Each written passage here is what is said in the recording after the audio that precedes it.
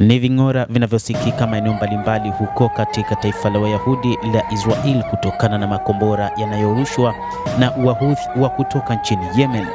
Ni katika kile ambacho Wahuthi wa Yemen wanadai ni katika kuwatetea wa Palestina katika ukanda wa Gaza, ambao wanasema kwamba ni kutokana na jeuri ya Benjamin Netanyahu ya kufanya mashambulizi na kuua raia wasiokuwa na hatia katika taifa hilo la Kipalestina, hasa katika eneo la ukanda wa Gaza na ukingo wa Magharibi.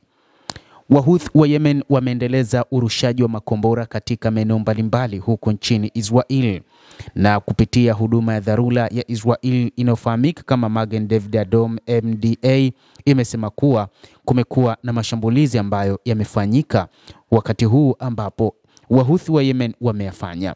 Kupitia shirika la habari la Jerusalem Post, moja kati ya mashirika ya habari nchini Israel, yanadai kwamba IDF imenasa kombora la Wahuthi ambalo limerushwa kutokea Yemen, huku ving'ora vikisikika katikati mwa Israel. Hata hivyo, IDF iligundua na kukamata kombora lililorushwa kutoka kwa Wahuthi huko Yemen kuelekea eneo la Israel. Jeshi lilisema mifumo ya ulinzi ya anga ya jeshi la Israel, kwa mujibu wa IDF, kupitia vyanzo mbalimbali hasa Jerusalem Post inadai ilifanya kazi kuzuia tishio hilo la IDF, ikisema ilibaini kuwa ving'ora vilisikika katikati mwa Israel pamoja na Tel Aviv, Yerusalem na eneo la ukingo wa Magharibi kulingana na itifaki. Huduma za dharura za Israel Magen David Adom zimesema kuwa hakuna ripoti za majeruhi ama vifo vya aina yoyote. Sehemu ya kukatiza zilizunguka katika eneo la Yerusalem, hasa katika sehemu za kusini za jiji na katika jumuiya nje ya Yerusalem. Kitengo cha kutegua mabomu cha polisi katika eneo la Yerusalem kinadai kuendesha shughuli zake katika maeneo yalipo uchafu ili kuzuia madhara kwa raia, na hakuna taarifa za majeruhi wala uharibifu wa aina yoyote ya mali ambao umeelezwa, kwa mujibu wa jeshi la Israel.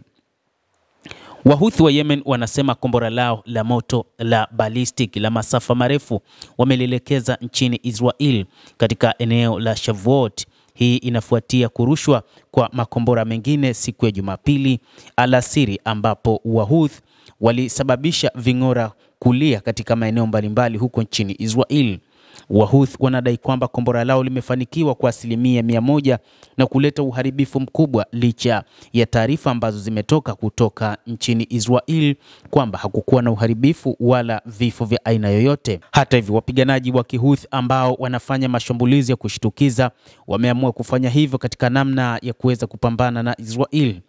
Wahuthi hawana siku maalum ambayo wanarusha makombora, ni wakati wowote watakapoamua hurusha makombora hayo, na hii pia inakuwa ni changamoto kwa jeshi la Israel.